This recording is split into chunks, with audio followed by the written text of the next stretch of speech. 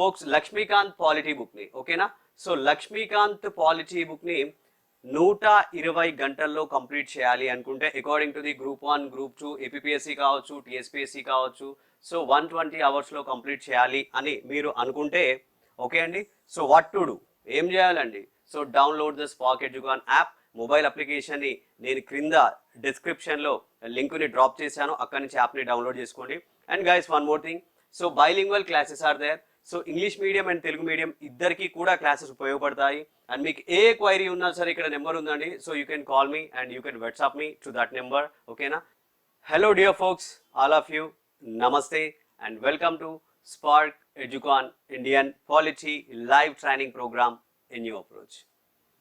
Guys, in this video I am going to talk about fundamental rights classification, fundamental rights features, ప్రాథమిక హక్కుల వర్గీకరణ, ప్రాథమిక హక్కుల లక్షణాలు. Today's topic is features of fundamental rights. So ప్రాథమిక హక్కుల యొక్క features, లక్షణాలు ఏంటి? In the last class also we discussed fundamental rights. So these fundamental rights are guaranteed by the constitution. So constitution మనకి హామీ ఇస్తుందండి యొక్క fundamental rights. సో మరి కాన్స్టిట్యూషన్ ఏదైతే ఉందో, రాజ్యాంగం ఏదైతే ఉందో, రాజ్యాంగం హామీ ఇచ్చిన ఈ యొక్క ఫండమెంటల్ రైట్స్ అనేవి కొన్ని క్యారెక్టరిస్టిక్స్ ని, కొన్ని ఫీచర్స్ ని ఉన్నాయి, కొన్ని ప్రధాన లక్షణాలు ఉన్నాయి, కొన్ని మెయిన్ ఫీచర్స్ ఉన్నాయి. సో ఆ యొక్క మెయిన్ ఫీచర్స్ ఏంటి అని చెప్పేసి మనం 1 by 1 చూద్దాం. Actually it's a important class అండి, ఎందుకంటే ఈ ఫీచర్స్ ని మనం కానీ అర్థం చేసుకుంటే, if you understand this features, ఈ టాపిక్ అంతా కూడా చాలా ఇంట్రెస్టింగ్ గా ఉంటుంది. So concentrate, right. And next, the first feature. So what is the first feature of the fundamental rights? Means fundamental rights availability. What is that? Fundamental rights availability.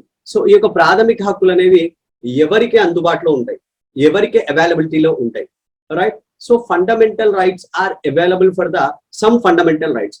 కొన్ని ప్రాథమిక హక్కులు they are available for only citizens of the India. So భారతదేశ పౌరులు ఎవరైతే ఉన్నారో వారికి మాత్రమే కొన్ని ప్రాథమిక హక్కులు అవైలబిలిటీలో ఉంటాయి, ఓకేనా? Citizens of the India, right. And some other fundamental rights are, మరికొన్ని ప్రాథమిక హక్కులు అవి సిటిజన్స్ కి అవైలబిలిటీ ఉంటాయి, ఫారినర్స్ కి అవైలబిలిటీలో ఉంటాయి, ఆర్ లీగల్ పర్సన్స్. ఇక్కడ లీగల్ పర్సన్స్ అంటే ఎవరంటే కంపెనీస్ కానీ కార్పొరేషన్స్ కానీ, ఇవి లీగల్ పర్సన్స్ అండి, ఓకేనా?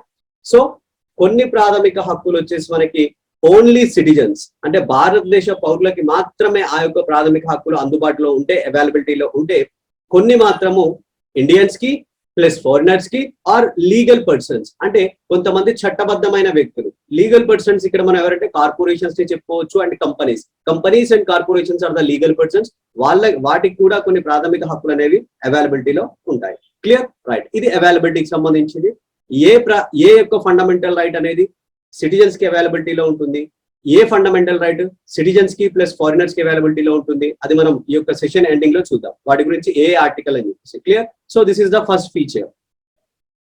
And the second one is important. The second one is fundamental rights are not absolute.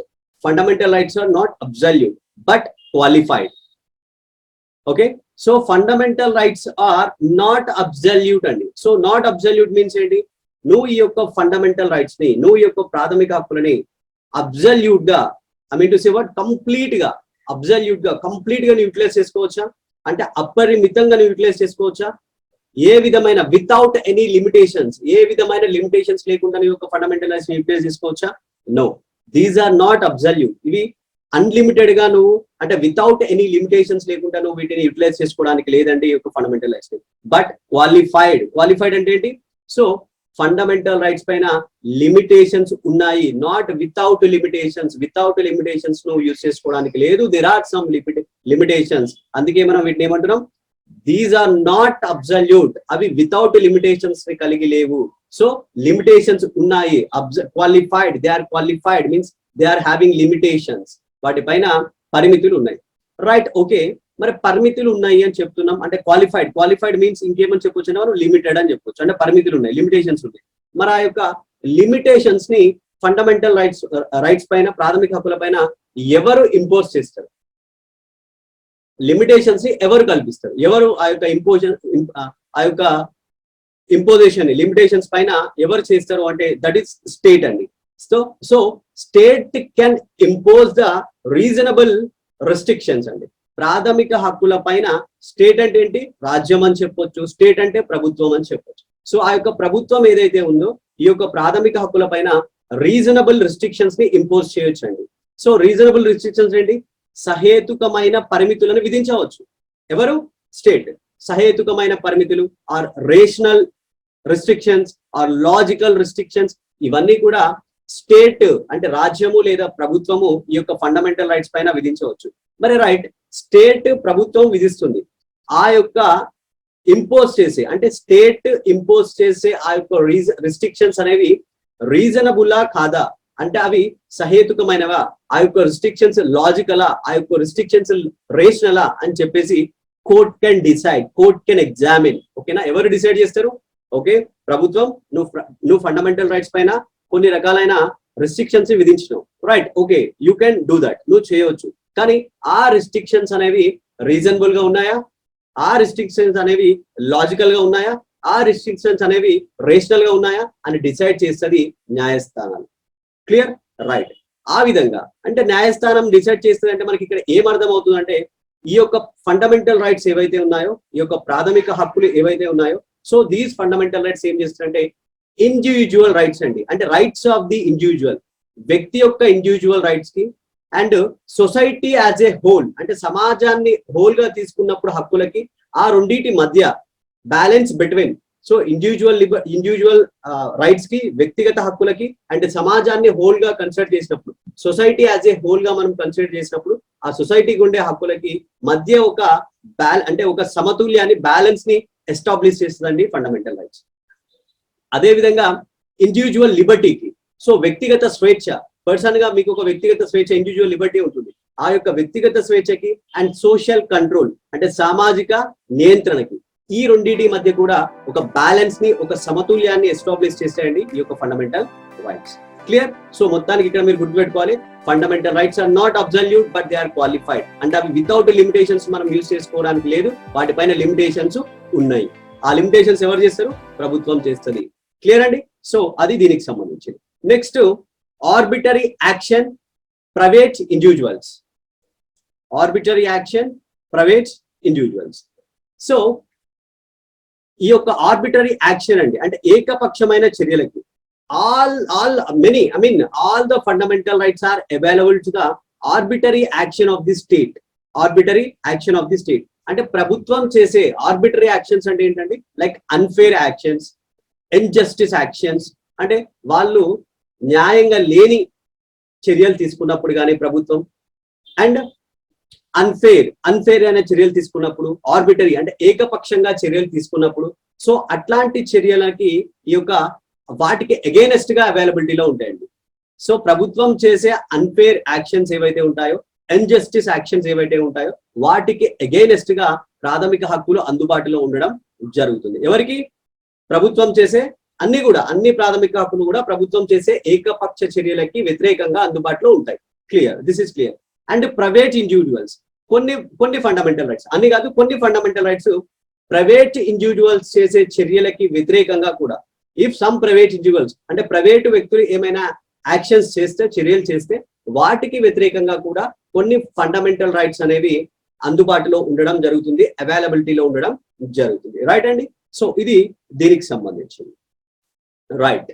And ఇక్కడ మనం ఒక ఎగ్జాంపుల్ చెప్పుకోవచ్చు అండి కావాలంటే మీకు ఇంకా అర్థం కావడానికి. సో ఏంటి? ఫర్ ఎగ్జాంపుల్ మనకి ఆర్టికల్ 15 ఉంది. ఆర్టికల్ 15. సో ఆర్టికల్ 15 మనకి ఏం చెప్తుందంటే prohibition on the grounds of discrimination ఏదైతే ఉందో డిస్క్రిమినేషన్ ని ప్రొహిబిట్ చేస్తుంది. So prohibition the discrimination on the grounds of the religion, race, caste, sex, place of birth. So ఈ యొక్క బేసిస్ లో మనం చెప్పుకునే యొక్క గ్రౌండ్స్ లో ఈ యొక్క రీజన్స్ ద్వారా డిస్క్రిమినేషన్ ని అంటే వివక్షతని ప్రొహిబిట్ చేస్తుంది, రద్దు చేస్తుంది. సో మరి ఆ యొక్క వివక్షతలో చేసేటప్పుడు ప్రభుత్వం ఏమైనా ఏకపక్ష చర్యలు తీసుకున్నప్పుడు ఆ యొక్క ఏకపక్ష చర్యలకి ఈ యొక్క ఫండమెంటల్ రైట్స్ అనేవి మనకి అందుబాటులో ఉంటాయి. క్లియర్? రైట్. ఆ విధంగా ఫర్ ఎగ్జాంపుల్ ప్రైవేట్ ఇండివిజువల్స్ కి ఏ విధంగా అగైనెస్ట్ గా పనిచేస్తాయి, ఏ విధంగా అగైనెస్ట్ గా వ్యతిరేకంగా ఉంటాయి.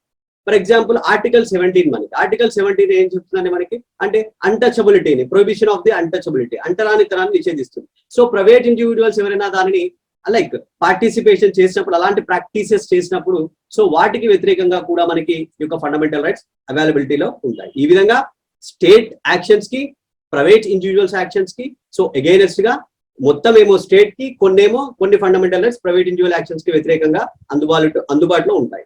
రైట్. సో ఇది దీనికి సంబంధించి. And next negative positive nature. Negative positive nature means some fundamental rights are కొన్ని ప్రాథమిక హక్కులు ఏవైతే ఉన్నాయో some fundamental rights are negative in character అండి. ఓకేనా. సో కొన్ని ప్రాథమిక హక్కులు వాటి యొక్క స్వభావంలో వాటి యొక్క క్యారెక్టర్ లో నెగిటివ్ గా ఉంటాయి. అంటే నెగిటివ్ గా ఉంటాయి అంటే ఏంటి ఇక్కడ దీని మీనింగ్ ఏంటంటే ఎవరికి నెగిటివ్ గా ఉంటాయి, for you negative or me negative, ఎవరికి నెగిటివ్ గా ఉంటాయండి. సో ఇవి ఎవరికి నెగిటివ్ గా కనిపిస్తాయంటే మనకి అథారిటీ ఆఫ్ ది స్టేట్, ప్రభుత్వం యొక్క అథారిటీ అంటే ప్రభుత్వం యొక్క అధికారానికి ఇవి నెగిటివ్ గా ఉంటాయి. ఓకేనా. ప్రభుత్వం యొక్క అధికారానికి నెగిటివ్ గా ఉంటాయి. అంటే ఏ విధంగా నెగిటివ్ గా ఉంటాయి ప్రభుత్వం యొక్క అధికారానికి. For example I will tell you one thing. మనకి ఇక్కడ ఆర్టికల్ 18 అని ఒకటి ఉంటుంది. ఓకేనా. Article 18 abolition of the titles. Abolition of the titles అంటే బిరుదులు ఏమైనా ఉంటే బిరుదులని అబాలిష్ చేయడము, రద్దు చేయడం. ఓకేనా. Right. Abolition of the title. ఈ ఆర్టికల్ 18 ఏం చెప్తుంది ప్రభుత్వానికి? Jeeyar government, Jeeyar state, education and military titles తప్పిస్తే, ఎడ్యుకేషన్ కి సంబంధించి లేదా మిలిటరీకి సంబంధించిన టైటిల్స్ తప్పిస్తే మిగతా ఏ టైటిల్స్ ని కూడా నువ్వు స్టేట్ కి అంటే ఇండివిజువల్స్ కి ఇవ్వకూడదు అంటే చెప్తుంది. నువ్వు చేయకూడదు ఈ పని అంటే నెగిటివ్. ప్రభుత్వం మీద రిస్ట్రిక్షన్స్ ని, గవర్నమెంట్ మీద అంటే స్టేట్ మీద రిస్ట్రిక్షన్స్ పెడుతుంది. అందుకే స్టేట్ మీద రిస్ట్రిక్షన్స్ ని పెట్టే ఏవైతే ఆర్టికల్స్ ఉంటాయో అవి నెగిటివ్ నేచర్ ని కలిగి ఉన్న ఆర్టికల్స్ అండి. దేంట్లో ఫండమెంటల్ రైట్స్.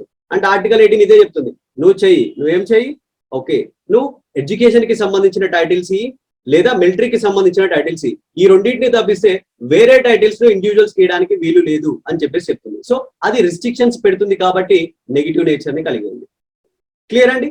సో ఈ విధంగా మనకి నెగిటివ్. ఇంకోటి కూడా చెప్పొచ్చు ఎగ్జాంపుల్ గా ఆర్టికల్ 21 ఉంది. ఆర్టికల్ 21 ఏంది? Right to leave and right to personal Liberty అంటే జీవించే స్వేచ్ఛ అండ్ వ్యక్తిగత స్వేచ్ఛ. సో ఏదైనా సరే సో ఈ యొక్క జీవించే right to live or right to personal లిబర్టీని it can not be deprived, so it can not be denied. దాన్ని రిఫ్యూజ్ చేయడానికి లేదండి స్టేట్. అంటే ఏ విధంగా రిఫ్యూజ్ చేయడానికి లేదు? For example so procedure established by law, నువ్వు ఇష్టం వచ్చినట్లు నువ్వు దాన్ని తగ్గించడానికి లేదు. నువ్వు ప్రజల యొక్క ఎవరైతే పీపుల్ సిటిజన్స్ ఉన్నారో వాళ్ళ యొక్క రైట్ టు లైఫ్ ని, రైట్ టు పర్సనల్ లిబర్టీని నువ్వు డినే చేయడానికి లేదు, డిప్రైవ్ చేయడానికి లేదు. ఎక్సెప్ట్ ప్రొసీజర్ ఎస్టాబ్లిష్డ్ బై లా అంటే ఒక చట్టం ద్వారా నిర్దేశించబడితే తప్ప నువ్వు అది చేయడానికి లేదు. అంటే రిస్ట్రిక్షన్ ని పెడుతుంది ప్రభుత్వం పైన, రిస్ట్రిక్షన్ ని పెడుతుంది స్టేట్ పైన. అందుకే కొన్ని ప్రాథమిక హక్కులు నెగిటివ్ ఇన్ నేచర్ అంటే ఒక నెగిటివ్ స్వభావాన్ని కలిగి ఉన్నాయండి. ప్రభుత్వం పైన రిస్ట్రిక్షన్స్ పెట్టే ఫండమెంటల్ రైట్స్ ఏవైతే ఉంటాయో అవి నెగిటివ్ స్వభావాన్ని కలిగి ఉన్న fundamental rights. You should remember that. నేను ఎందుకంటే అండి మరీ ఇవి చెప్తున్నాను, ఈ కాన్సెప్ట్ మీకు అర్థమైతే ఈ యొక్క దీనిపైన చాలా క్లారిటీ వస్తుంది ఈ టాపిక్ పైన. Right. That's what I'm again and again telling. Right. And next is positive nature. కొన్ని ఫండమెంటల్ రైట్స్ పాజిటివ్ నేచర్ ని కలిగి ఉన్నాయంట. మరి ఏంటి పాజిటివ్ నేచర్ ని కలిగి ఉన్న ఫండమెంటల్ రైట్స్ అంటే ఏంటంటే ఇక్కడ certain fundamental rights are privileges అండి. అంటే కొన్ని ప్రివిలేజెస్ ఉన్నాయి, ప్రత్యేక హక్కులు ఉన్నాయి అనమాట. ప్రత్యేక హక్కులు ఎవరికి ఎలో చేస్తున్నాయి? సిటిజన్స్ కి, పౌరులు చేసుకోవచ్చు. So citizens are allowed to do some activities అంటే ఆ యొక్క ఫ్రీడమ్ ని, ఆ యొక్క స్వేచ్ఛని ఇస్తున్నాయి ఫండమెంటల్ రైట్స్. ఓకేనా. సిటిజన్స్ కి కొన్ని ప్రివిలేజెస్ ద్వారా కొన్ని యాక్టివిటీస్ ని చేసుకోవచ్చు. ఫర్ ఎగ్జాంపుల్ ఆర్టికల్ 25 ఉంది మనకి. ఆర్టికల్ 25 ఏం చేస్తుంది? ఎవరైతే పౌరులు ఉన్నారో, సిటిజన్స్ ఎవరైతే ఉన్నారో ఈ యొక్క సిటిజన్స్ వారికి నచ్చిన విధంగా ఎలాంటి రిలీజియన్ అయినా వాళ్ళు ప్రాక్టీస్ చేయొచ్చు, ఎలాంటి రిలీజియన్ అయినా వాళ్ళు స్వీకరించుకోవచ్చు అంటే తీసుకోవచ్చు. వాళ్ళు ఎలాంటి రిలీజియన్ ఉండొచ్చు, దాన్ని ప్రాక్టీస్ చేయొచ్చు. అండ్ ఆ యొక్క రిలీజియన్ ని వాళ్ళు ఇతరులకు కూడా చెప్పుకోవచ్చు అనమాట. రైటా. సో ఈ విధంగా అంటే నీకు ఇండివిజువల్ గా నీకు ఒక పాజిటివ్, నీకు ఆ ప్రివిలేజ్ ఉంది, నువ్వు చెప్పుకో, నీకు నచ్చిన రిలీజియన్ ని నువ్వు తీసుకో, దాన్ని ప్రాక్టీస్ చేసుకో. రైటా. సో ఈ విధంగా పౌరులకి కొన్ని సర్టెన్ ప్రివిలేజెస్ ని కల్పిస్తాయండి కొన్ని పాజిటివ్ గా. సో అలాంటివి మనకి పాజిటివ్ నేచర్ ని కలిగి ఉన్న fundamental rights.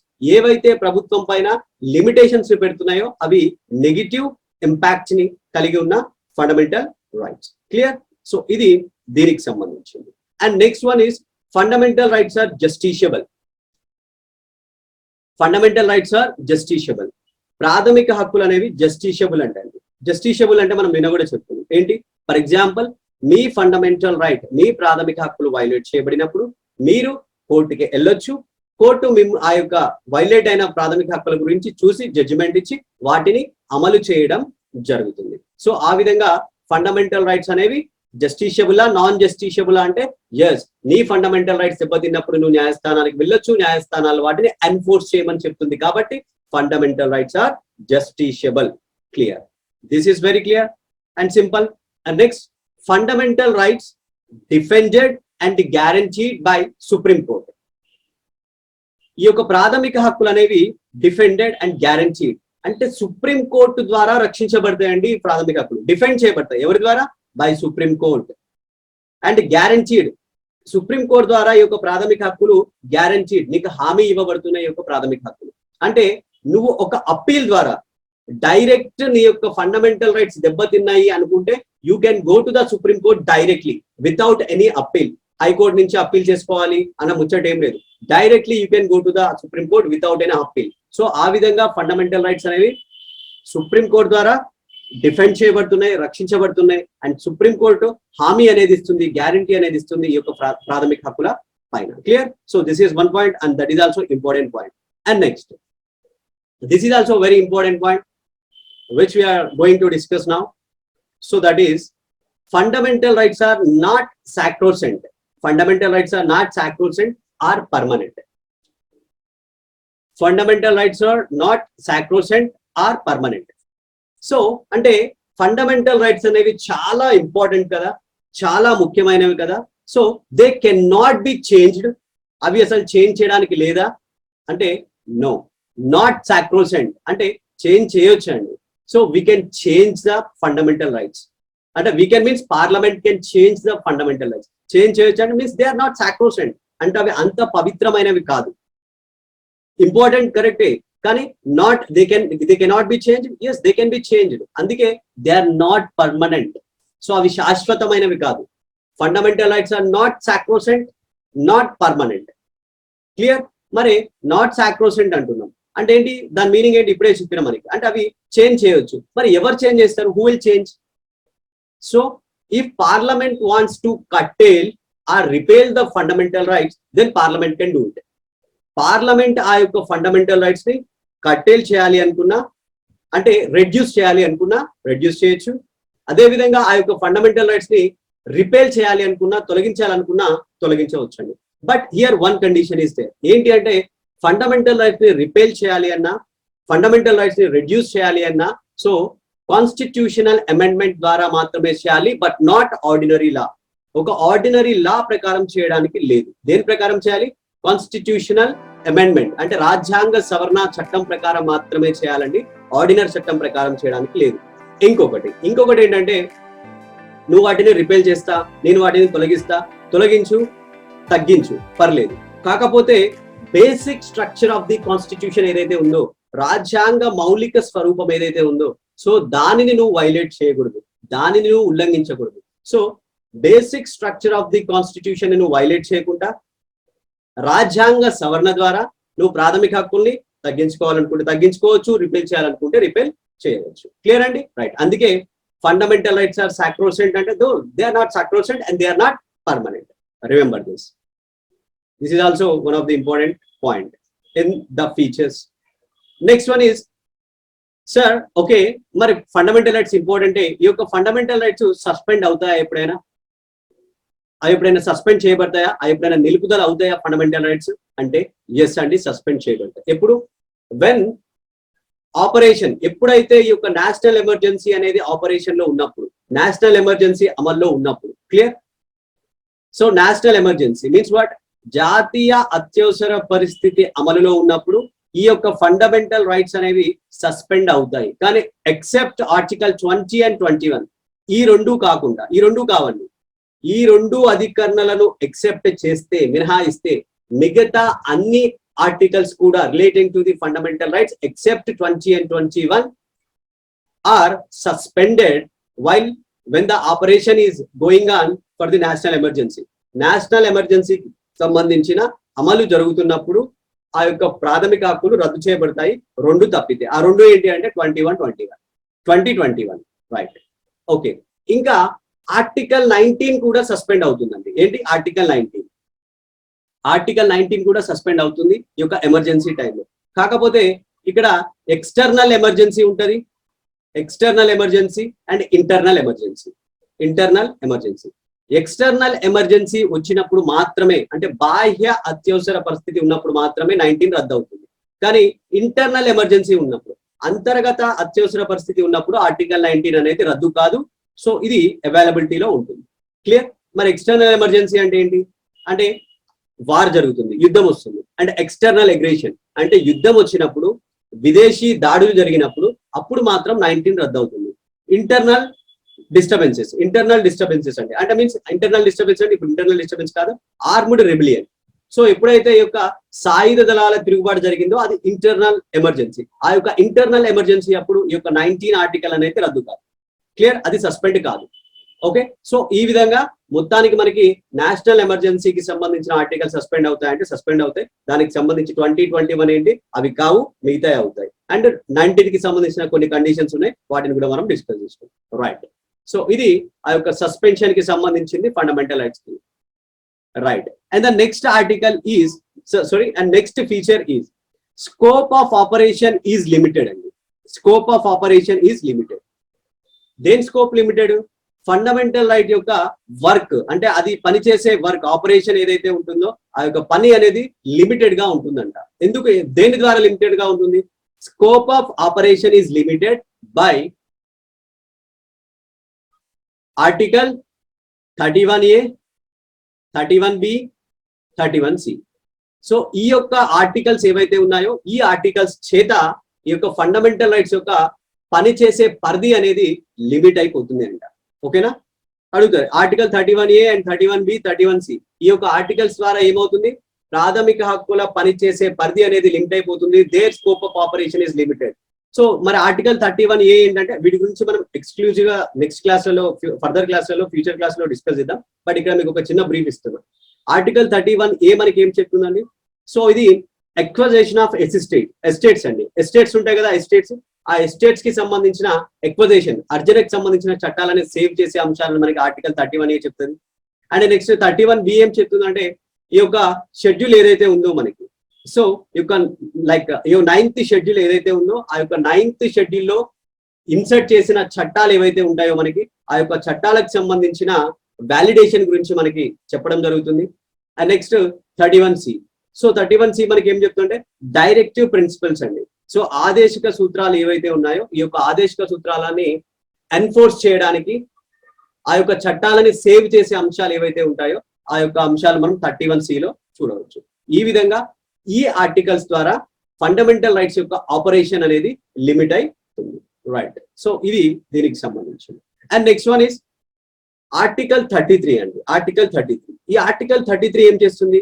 So this article 33 ఏం చేస్తుంది అంటే ఫండమెంటల్ రైట్స్ ని రిస్ట్రిక్ట్ చేస్తుంది అండి. ఫండమెంటల్ రైట్స్ ని పరిమితం చేస్తుంది. ఫండమెంటల్ రైట్స్ ని అవసరమైతే పరిమితం కాదు, అబ్రోగేట్ కూడా చేస్తుంది, అంటే రిపెల్ కూడా చేస్తుంది. ఎవరికి అంటే ఇప్పుడు నేను చెప్తా. ఎవరు చేస్తారు? పార్లమెంట్ చేస్తుంది. సో ఈ యొక్క ఆర్టికల్ 13 అనేది ప్రాథమిక హక్కులు ఏవైతే ఉన్నాయో ఈ యొక్క ఫండమెంటల్ రైట్స్ ని ఎవరైతే armed forces, paramilitary forces, police forces, intelligence agencies, analogue services.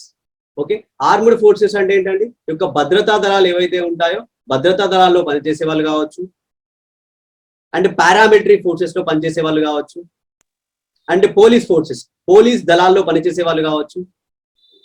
And next intelligence అండి, అంటే రహస్య సంస్థల్లో పనిచేసే వాళ్ళు కావచ్చు.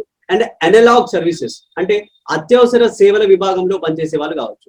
వీళ్ళకి సంబంధించిన ప్రాథమిక హక్కులని అబ్రోగేట్ చేసే విధంగా, అంటే తగ్గించవచ్చు అండి, రెస్ట్రిక్ట్ చేయొచ్చు, ఆ యొక్క ప్రాథమిక హక్కులని తొలగించవచ్చు. ఎవరు చేస్తారు? అది పార్లమెంట్ చేస్తుందండి. ఇంపార్టెంట్. ఓకేనా? పార్లమెంట్ చేస్తుంది. అది మనకి ఆర్టికల్ 33 చెప్పడం జరుగుతుంది. Clear? Right. And next next one is article 34. Article 34 కూడా మనకి ఏం చెప్తుందంటే fundamental rights are restricted. Fundamental rights ఇక్కడ కూడా రిస్ట్రిక్ట్ అవుతాయంటండి. ఎవరు దేని వల్ల రిస్ట్రిక్ట్ అవుతాయి ఇక్కడ? Martial law, right? So fundamental rights are restricted by through martial law. Martial law ఉంది కాబట్టి, మార్షల్ లా అంటే ఏంటి మనం తెలుగులో సైనిక శాసనం అని చెప్పుకోవచ్చు. అంటే సింపుల్ గా మనం మిలిటరీ రూల్ అండి. మిలిటరీ రూల్ అంటే మిలిటరీ పాలన. మిలిటరీ పాలన ఉన్న ప్రాంతాలలో అక్కడ ఉన్న ఎవరైతే పబ్లిక్ ఉన్నారో వారి యొక్క ఫండమెంటల్ రైట్స్ రిస్ట్రిక్ట్ అవుతాయి అని చెప్పేసి మనకి ఆర్టికల్ 34 చెప్పడం జరుగుతుంది. అంటే ఏంటి? మార్షల్ లా ఎప్పుడు ఉంటుందండి? కొన్ని అబ్నార్మల్ సిచ్యువేషన్స్ ఉన్నప్పుడు, అసాధారణ పరిస్థితులు ఉన్నప్పుడు ఆ యొక్క అసాధారణ పరిస్థితులని అంటే నార్మల్ ఆర్డర్ లోనికి, నార్మల్ స్టేట్ లోనికి తీసుకురావడానికి ఈ యొక్క మార్షల్ లా ఏదైతే ఉందో సో దాన్ని ఇంప్లిమెంట్ చేయడం జరుగుతుంది. అట్లాంటి పరిస్థితుల్లో ఫండమెంటల్స్ అనేవి రిస్ట్రిక్ట్ అవుతాయని చెప్పేసి మనకి ఆర్టికల్ 34 చెప్తుంది. ఇది నేషనల్ ఎమర్జెన్సీకి సంబంధం లేదండి, ఓకేనా? ఇది నేషనల్ ఎమర్జెన్సీకి సంబంధం లేదు. సో ఇది martial law is different. Clear? Right. ఇది article 34. And next article 35. So article 35 ఏం చెప్తుంది? సో మోస్ట్ ఫండమెంటల్ రైట్స్ అంటే most of the fundamental rights, చాలా ఫండమెంటల్ రైట్స్ అనేవి సెల్ఫ్ ఎగ్జిక్యూటరీ అంటే డైరెక్ట్లీ ఎన్ఫోర్స్ అవుతాయి వాటికి అవి. Most of the fundamental rights అనేవి ఆర్టికల్ 35 మనకి ఏం చెప్తుందండి? చాలా ఫండమెంటల్ రైట్స్ సెల్ఫ్ ఎగ్జిక్యూటరీ అంటే వాటి అంతటా అవే ఎన్ఫోర్స్ అవుతాయి, వాటంతటా అవే అమలు చేయబడతాయి. అంటే వాటిని అమలు చేయడానికి నువ్వు ఒక చట్టాన్ని చేయాల్సిన, స్పెసిఫిక్ గా స్టేట్ అంటే గవర్నమెంట్ ఒక యాక్ట్ ని చేయాల్సిన పని లేదు. డైరెక్ట్ గా వాటంతటా అవే ఆ యొక్క ఆర్టికల్స్ అనేవి, ఆ యొక్క నిబంధనలు, ఫండమెంటల్ రైట్స్ లో ఉన్న ప్రొవిజన్స్ ఏవైతే ఉన్నాయో అమలు చేయబడతాయి. సో ఫర్ ఎగ్జాంపుల్ మనకి రైట్ టు అండి, అంటే like right to equality and right to equality అంటే సమానత్వపు హక్కు ఉంది. దాంట్లో మనం ఆర్టికల్ 19 తీసుకున్నాం అంటే equality before law and equal protection of laws. Equality before law and equal protection of laws అంటే చట్టం ముందు అందరూ సమానులే, చట్టం ద్వారా అందరికీ సమాన పరిరక్షణ ఉంటుంది అని చెప్పేసి. మరి దానికోసం ఒక చట్టం చేయాలా? అది సెల్ఫ్ ఎగ్జిక్యూటరీ. చట్టం ముందు అందరూ సమానులే, పిఎం లేడు, సీఎం లేడు, కలెక్టర్ లేడు, ప్యూన్ లేడు, ఎవరు లేరు. So they are all equal in front of the law. చట్టం ముందు వాళ్ళంతా సమానులే కాబట్టి దానికోసం ఒక చట్టం చేయాల్సిన పని లేదు. So that is the self executory article. అట్లా చాలా ఆర్టికల్స్ సెల్ఫ్ ఎగ్జిక్యూటరీ లా ఉన్నాయి. కానీ కొన్ని ఆర్టికల్స్ మాత్రం, ఫండమెంటల్ రైట్స్ లో ఉన్న కొన్ని ఆర్టికల్స్ మాత్రం వాటిని ఎన్ఫోర్స్ చేయాలి అంటే అవి అమలు చేయబడాలంటే వాటి కోసం చట్టం చేయాలి. ఫర్ ఎగ్జాంపుల్ ఇక్కడ మనకి చెప్పొచ్చు ఆర్టికల్ 17 అండి. ఆర్టికల్ 17 తీసుకున్నాం అనుకోండి. ఆర్టికల్ 17 ఏంటి? అన్టచబిలిటీని అది ప్రొహిబిట్ చేస్తుంది, అన్టచబిలిటీని నిరోధిస్తుంది. మరి అన్టచబిలిటీని అది ప్రొహిబిట్ చేసినప్పుడు మరి అన్టచబిలిటీ ఉట్టిగా అవుతుందా? చట్టం చేయాలి ప్రభుత్వం ఇక్కడ. అంటే ఇది సెల్ఫ్ ఎగ్జిక్యూటరీ కాదు. ఈ యొక్క ఆర్టికల్ 17 ఏదైతే ఉందో దిస్ ఈజ్ నాట్ సెల్ఫ్ ఎగ్జిక్యూటరీ. అట్లనే ఆర్టికల్ 21A ఉంది, ఇది కూడా సెల్ఫ్ ఎగ్జిక్యూటరీ కాదు. అండ్ ఆర్టికల్ 23 and 24 ఉన్నాయి, ఇవి కూడా సెల్ఫ్ ఎగ్జిక్యూటరీస్ కాదు. వీటిని అమలు చేయాలంటే చట్టాలు చేయాల్సిన బాధ్యత ఉంది. కొన్ని ఇంకో మనం ఇవి కాకుండా మిగతా అన్ని కొన్ని అంశాలు ఏంటి అంటే కొన్ని ఆర్టికల్స్ అవి సెల్ఫ్ ఎగ్జిక్యూటరీ, రైట్ అండి. సో 17, 21A, 23, 24 వీటి గురించి మనం ఫర్దర్ క్లాసెస్ లో ఇంకా డీటెయిల్ గా చెప్పుకుంటాం. ఇక్కడ జస్ట్ ఒక బేసిక్ ఐడియా కోసం మాత్రమే మనం చెప్తున్నాం, రైట్? ఈ విధంగా ఇప్పుడు మనం డిస్కస్ చేసిన అంశాలన్నీ అండి. So these are all the features of fundamental rights. Okay, ప్రాథమిక హక్కుల యొక్క లక్షణాలు, features. I hope you understand because these are all very important. మనకి ఇక్కడ ఒక కాన్సెప్ట్ అనేది ఉంటుందండి. ఈ కాన్సెప్ట్ మీకు అర్థమైతే ఫర్దర్ గా మనం క్లాసెస్ చెప్పుకునేటప్పుడు కూడా మీకు చాలా ఈజీగా ఉంటుంది, రైట్? సో నెక్స్ట్ ఫీచర్స్ అయిపోయింది. ఇప్పుడు ఒకసారి classification of fundamental rights. So ప్రాథమిక హక్కుల యొక్క వర్గీకరణ గురించి చూద్దాం, right? Classification of fundamental rights, right అండి. మనం నిన్న కూడా క్లాస్ లో చెప్పినాం ఒక మాట. ఫండమెంటల్ రైట్స్ అనేవి ఎక్కడ ఎన్స్ట్రెండ్ అయినాయండి? ఎక్కడ ఉన్నాయి ఫండమెంటల్ రైట్స్? పార్ట్ 3 లో ఉంది. Okay, so fundamental rights are enshrined in the part 3 from articles 12 to 35. 12 నుంచి 35 అధికారుల మధ్య ఈ యొక్క ప్రాథమిక హక్కులని ఇన్సర్ట్ చేయడం జరిగింది, ఇన్కార్పొరేట్ చేయడం జరిగింది, రైట్? ఇక్కడ M V Pylee, who's that person? The person name is M V Pylee. ఈ యొక్క ఎంవి పైలీ ఏం చేసిందంటే ఫండమెంటల్ రైట్స్ ని 2 kinds గా క్లాసిఫై చేసింది, 2 parts గా క్లాసిఫై చేసింది. Who's that? M V Pylee classified as fundamental rights 2 parts, 2 parts గా చేసింది. ఆ 2 parts ఏంటంటే పార్ట్ 1 లో ఆయన ఏం చెప్పిందంటే ఆర్టికల్ 12, ఆర్టికల్ 13, 33, 34, 35 ఇవి పార్ట్ 1 కి సంబంధించిన ఫండమెంటల్ రైట్స్. అంటే పార్ట్ 1 కి సంబంధించి అంటే దీంట్లో ఏంటంటే ఇవి హక్కుల గురించి ఏం పేర్కొన్నాం, అంటే దీంట్లో ఒక ప్రాథమిక హక్కు గురించి ఏం పేర్కో, ఇవి జస్ట్ సాధారణ అంశాలు, అంటే ఒక జనరల్ ఐటమ్స్, జనరల్ మ్యాటర్స్ కి సంబంధించిన అంశాల గురించి చెప్తాయి. ఇవి ప్రాథమిక హక్కుల్లోనే ఉంటాయండి, కానీ ఎక్స్క్లూజివ్ గా ఒక హక్కుల గురించి పేర్కోవు. జనరల్ ఐటమ్స్ గురించి పేర్కొనేవన్నీ ఒక పార్ట్ 1 లో ఈయన పెట్టిండు. ఎవరు? అకార్డింగ్ టు ఎంవి పైలీ, ఈయన ప్రకారం అండి. అండ్ నెక్స్ట్ పార్ట్ 2, ఈ యొక్క సెకండ్ పార్ట్ లో 14 to 32, 14 ఆర్టికల్ నుంచి 32 ఆర్టికల్ వరకు ఏవైతే ఉన్నాయో, ఈ 14 నుంచి 32 ఆర్టికల్స్ ఇవి ఎక్స్క్లూజివ్ గా రైట్స్ గురించి డీల్ చేస్తాయి. ఇవి ఎక్స్క్లూజివ్లీ హక్కుల గురించి మాట్లాడతాయి. క్లియర్? ఈ విధంగా ఎంవి ఫైలీ 2 kinds గా క్లాసిఫై చేయడం జరిగింది. సో పార్ట్ 1 లోనేమో జనరల్ ఐటమ్స్ ఉన్నవి, అండ్ పార్ట్ 2 లో ఎక్స్క్లూజివ్ గా రైట్స్ గురించి, హక్కుల గురించి మాట్లాడేది. అది 14 to 32. Clear? Right. And next original constitution లో, ఒరిజినల్ కాన్స్టిట్యూషన్ ఏదైతే ఉందో, ఐ మీన్ మూల రాజ్యాంగంలో మనకి ఒరిజినల్ కాన్స్టిట్యూషన్ లో how many fundamental rights for their, ఎన్ని ఉన్నాయి? ఒరిజినల్ కాన్స్టిట్యూషన్ లో మనకున్న ఫండమెంటల్ రైట్స్ ఎన్ని అంటే, so those are 7 fundamental rights అండి. ఒరిజినల్ కాన్స్టిట్యూషన్ లో we have 7 fundamental rights. Right. మరి యొక్క 7 ఫండమెంటల్ రైట్స్ గురించి 1 by 1 చూద్దాం. ఫస్ట్ మనకి right to equality, that is article 14 to 18. Right to equality 14 నుంచి 18 అధికారులు అండి. రైట్ టు ఈక్వాలిటీ మీన్స్ సమానత్వపు హక్కు. Clear? So that is 14 to 18. And next right to freedom, that is 19 to 22. స్వేచ్ఛ హక్కు అండి. Right to freedom, that is 19 to 22. And next one వచ్చేసి మనకి right against exploitation, articles are 23 to 24. Right against exploitation means పీడనాన్ని నిరోధించే హక్కు అండి. Exploitation కి, పీడించేదానికి అగైనెస్ట్ గా ఉండే హక్కు. So that is 23 to 24. And next one is right to freedom of religion, మత స్వేచ్ఛ హక్కు. Right to freedom of religion, మత స్వేచ్ఛ హక్కు 25 to 28. Right. And next one is that is right cultural and educational rights అండి. Cultural and educational right, సాంస్కృతిక మరియు విద్యా సంబంధ హక్కు. కల్చరల్ అండ్ ఎడ్యుకేషనల్ రైట్, సాంస్కృతిక మరియు విద్యా సంబంధమైన హక్కు 29 to 30. And next right to property, article 31, ఆస్తి హక్కు. Right to property, article 31. And right to constitutional remedies, రాజ్యాంగ పరిరక్షక హక్కు. రైట్ టు కాన్స్టిట్యూషనల్ రెమెడీస్, రాజ్యాంగ పరిరక్షక హక్కు, అది ఆర్టికల్ 32. క్లియర్ అండి? రైట్. ఈ విధంగా మనకి ఒరిజినల్ కాన్స్టిట్యూషన్ లో రాజ్యాంగం ఉన్నప్పుడు, అంటే మూల రాజ్యాంగంలో, సో దేవర్ రైట్స్ వర్ 7 రైట్స్ ఉన్నాయి. Right to equality, right to freedom, right against exploitation, right of freedom of religion, cultural and educational rights, right to property, right to constitutional remedies. Clear? ఇప్పుడు ఇక్కడ మనకి ఆల్మోస్ట్ అన్ని ఫండమెంటల్ రైట్స్ కి display చేయడం జరిగింది. తర్వాతకి లోపల ఉన్న మ్యాటర్స్ కూడా మనం మాట్లాడదాం. అయితే ఒరిజినల్ కాన్స్టిట్యూషన్ లో మనకి 7 ఉన్నాయి కదా. అయితే ఇక్కడ ఒక ముచ్చట ఏమైందంటే, సో దట్ ముచ్చట ఈజ్ రైట్ టు ప్రాపర్టీ ఏదైతే ఉందో, అంటే రైట్ టు ప్రాపర్టీ అంటే ఆస్తి హక్కు ఏదైతే ఉందో, ఆస్తి హక్కు అనేది రిపెల్ చేయబడడం జరిగిందంటే ఈ యొక్క ఫండమెంటల్ రైట్స్ నుంచి, ప్రాథమిక హక్కుల నుంచి దాన్ని తొలగించడం జరిగింది. So 44th constitutional amendment act, 44వ రాజ్యాంగ సవరణ ఏదైతే ఉందో 1978 లో చేసింది, ఇది ఈ యొక్క రైట్ టు ప్రాపర్టీని రిపెల్ చేసిందండి. ఇది తీసేసింది. అంటే రైట్ టు ప్రాపర్టీ ఇప్పుడు ఫండమెంటల్ రైట్ ఉందా? లేదు. సో రైట్ టు ప్రాపర్టీని ఫండమెంటల్ రైట్స్ జాబితా నుంచి ఈ యొక్క 44th constitutional amendment act repel చేయడం జరిగింది. మరి రిపెల్ చేసి దాన్ని ఏడబడేసింది, ఎక్కడ పడేసింది అంటే దాన్ని పార్ట్ 12 పార్ట్ లో ఉంది, 12వ పార్ట్ లో. అండ్ 300A లో ఒక లీగల్ రైట్ గా, ఒక చట్టబద్ధమైన హక్కుగా అది కొనసాగుతుంది ఇప్పుడు. ఓకేనా? సో ఈ యొక్క రైట్ టు ప్రాపర్టీ అనేది right now it is not a fundamental right, it is a legal right. So it is incorporated in part 12 article 300A. Clear? Right. ఇప్పుడు క్లారిటీగా ఆస్తి హక్కు ప్రాథమిక హక్క కాదు, ఇట్స్ ఏ లీగల్ రైట్. ఇది ఎక్కడ ఉంది? 12వ పార్ట్ లో ఉంది. ఆర్టికల్ ఏంటి? 300A. It's okay. And next ఏంటంటే, సో ఇప్పుడు మరి ఒక హక్కు బాయ్, 7 హక్కులు ఉండే ప్రాథమిక హక్కులు, ఒక హక్కు బాయ్. మరి ఇప్పుడు ప్రెజెంట్ ఎన్ని ప్రాథమిక హక్కులు ఉన్నట్లు? So present we have only 6 fundamental rights.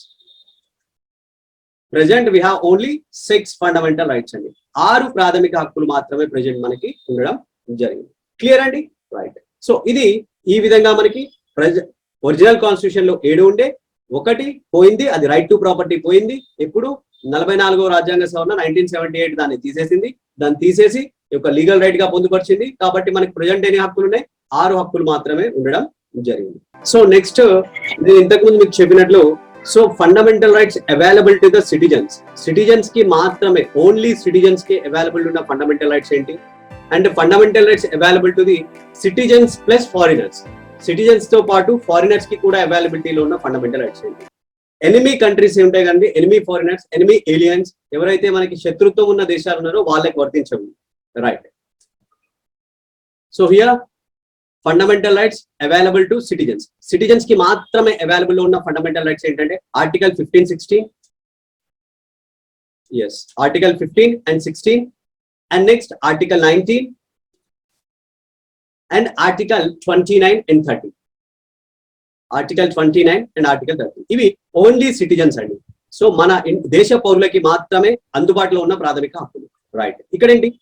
These fundamental rights are available to the citizens plus foreigners. So citizens కి ఫారినర్స్ కి అవైలబిలిటీలో ఉంటుంది. కానీ మనకి ఎనిమిగా ఉండే ఏలియన్స్ ఎవరైతే ఉంటారో, ఎనిమిగా ఉండే ఫారిన్ కంట్రీస్ ఏవైతే ఉంటాయో వాళ్ళకి అందుబాటులో ఉంటాయి. సో అవి ఏ ఆర్టికల్స్ అంటే ఆర్టికల్ 14 ఇది సిటిజన్స్ కి ప్లస్ ఫారినర్స్ కి, ఆర్టికల్ 20, 21, 21A, 22 సో ఇది సిటిజన్స్ ప్లస్ ఫారినర్స్ కి, అండ్ ఆర్టికల్ 23 and 24 ఇవి సిటిజన్స్ ప్లస్ ఫారినర్స్ కి, అండ్ ఆర్టికల్ 25, 26, 27, 28 రైట్ ఇవి సిటిజన్స్ ప్లస్ ఫారినర్స్ కి. ఈ విధంగా ఓన్లీ సిటిజన్స్ కి మాత్రమే అందుబాటులో ఉన్నవి మనకి ఈ సైడ్ ఉన్నాయి. So that is left. And citizens plus foreigners కి అందుబాటులో ఉన్న ఆర్టికల్స్ మనకి ఇక్కడ రైట్ సైడ్ లో ఉన్నాయండి. క్లియర్. సో ఇవి ఎక్స్క్లూజివ్ గా మనకి మీకు ఫండమెంటల్ రైట్స్ కి సంబంధించిన ఫీచర్స్ తో పాటు, క్లాసిఫికేషన్స్ తో పాటు, కొంచెం ఇంట్రొడక్షన్ పార్ట్ తో పాటు, అసలు ఫండమెంటల్ రైట్స్ ఎక్కడ ఉన్నాయి, మనం ఎక్కడి నుంచి ఇన్స్పైర్ అయ్యే ఫండమెంటల్ రైట్స్ ని తీసుకున్నాం, అవి ఎవరు గ్యారంటీ ఇస్తున్నారు ఫండమెంటల్ రైట్స్ కి, అండ్ ఇలాంటి అంశాలన్నీ మనం చూసినామండి.